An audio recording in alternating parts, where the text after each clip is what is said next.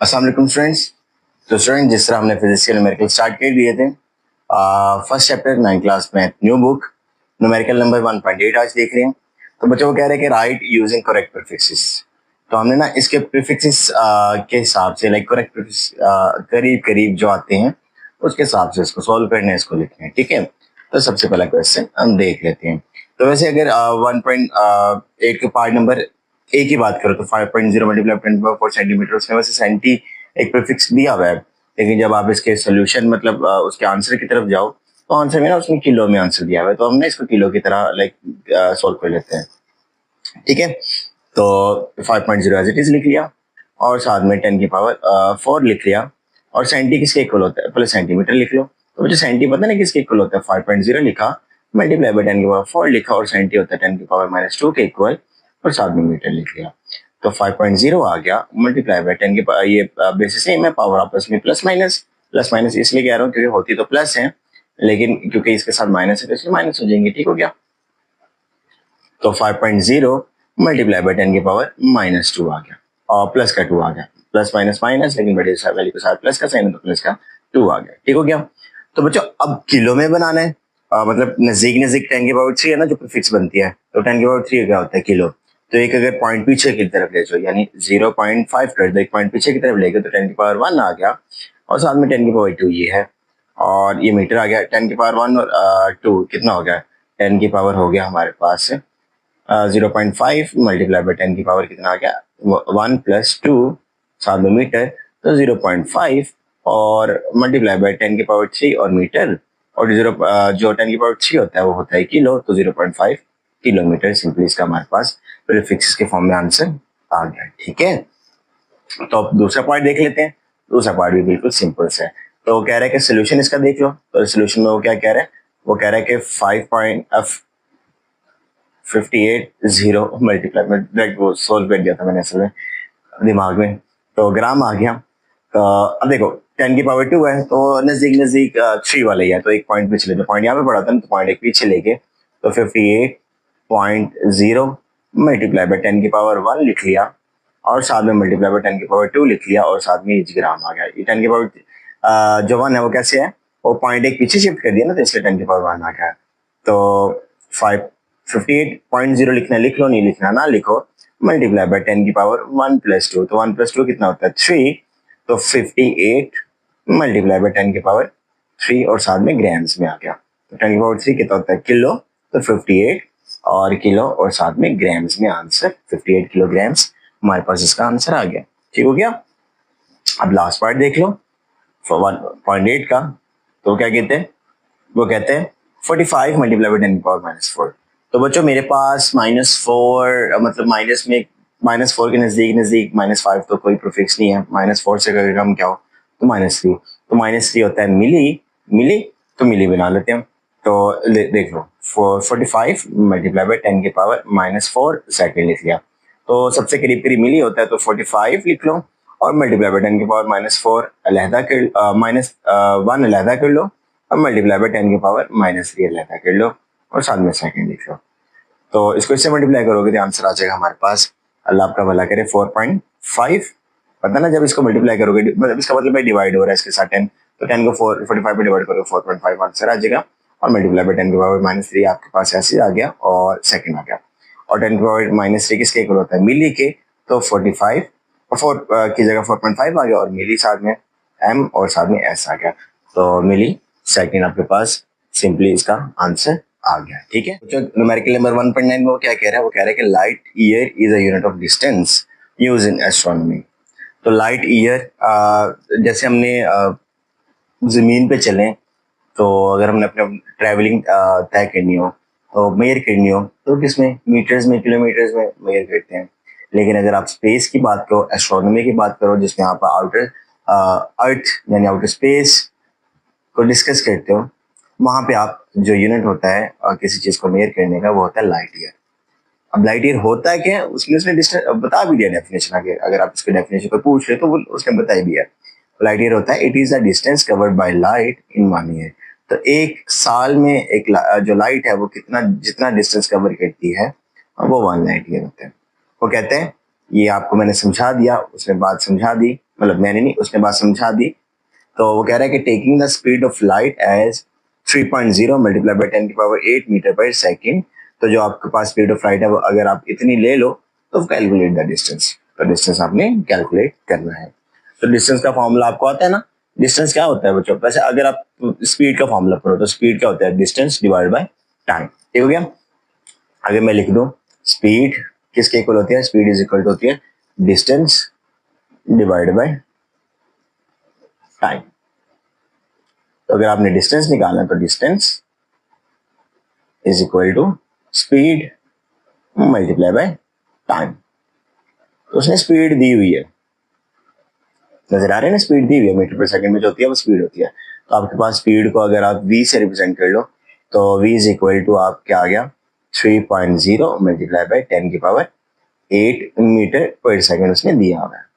लेकिन अगर आपके पास टाइम की बात करो तो टाइम क्या उसने दिया हुआ है? टाइम उसने दिया हुआ है, यहाँ देखो 1 ईयर दिया हुआ है। टाइम कितना दिया? 1 ईयर।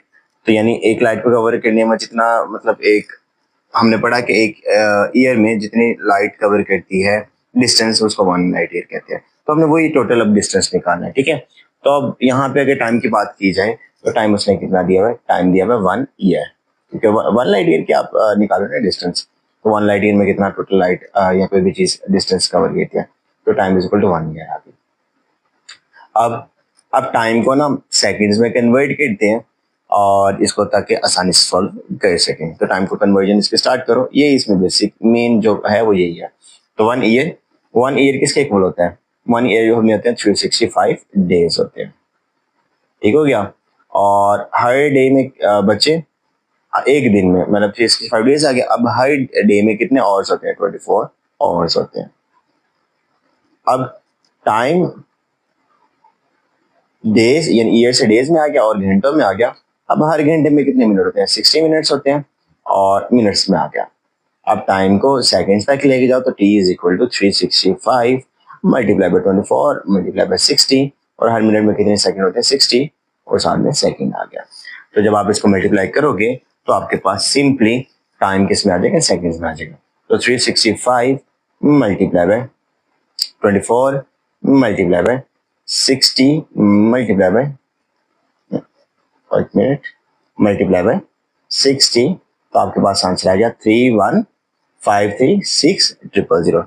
3153 लिख लो पहले, 31536 और साथ में 000 सेकंड्स में आपका पास टाइम आ गया। ठीक है। अब ना इसको थोड़ा सा साइंटिफिक नोटेशन में लिख लेता हूँ। तो t इज इक्वल टू, तो पॉइंट मैंने यहाँ पे शिफ्ट कर लेता हूँ। सबसे पहले पॉइंट शिफ्ट कर लेता हूँ। तो 3 पॉइंट यानी एक नॉन डेसिमल नंबर या डिजिट से आगे पॉइंट शिफ्ट कर लेता हूँ। ठीक है। तो 3.1536 मैंने कहा था ना कि जीरो लिखने की जरूरत नहीं है, वो वैसे ही जब आप उसको ऑर्डिनरी फॉर्म में लिखोगे तो जीरो आपके कवर हो जाते हैं। ठीक हो गया। 1 2 3 4 5 6 7, तो 7 डिजिट पीछे गए तो यहाँ पे आ गया 7 पॉजिटिव का, क्योंकि पीछे की तरफ गए तो साथ में सेकंड आ गया। ठीक है। तो आपके पास 3.1536 मल्टीप्लाई बाय 10 की पावर 7 सिंपली आपके पास सेकंड में आंसर आ गया। किसका? टाइम का। अब आपने निकालना है डिस्टेंस। तो डिस्टेंस किसके इक्वल होता है? डिस्टेंस इज इक्वल टू जो आपके पास स्पीड मल्टीप्लाई बाय टाइम होता है, यानी d is equal to d multiply by t होता है। तो इसमें वैल्यूज पुट कर लो।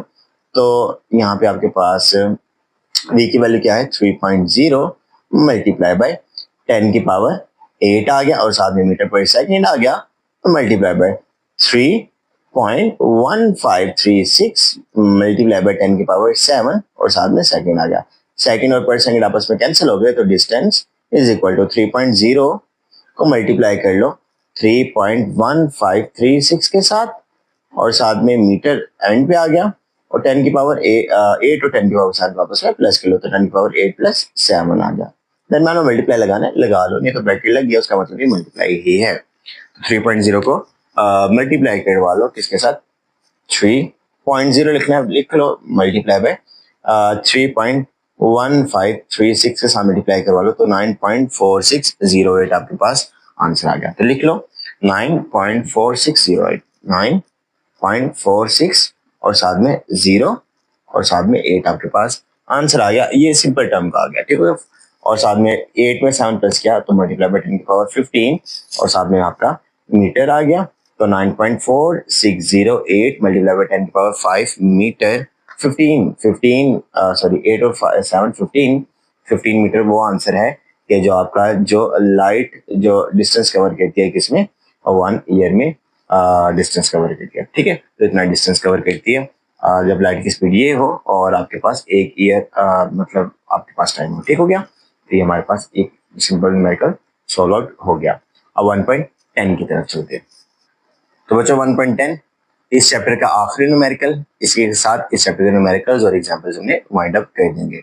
ठीक है, तो आज के लेक्चर के नोट्स अगर आप डाउनलोड करना चाह रहे हो तो डिस्क्रिप्शन में आपको लिंक मिल जाएगा drive link, Google drive link का, जहाँ पे मैंने आज के लेक्चर की फोटोज आपको डाल दी हैं।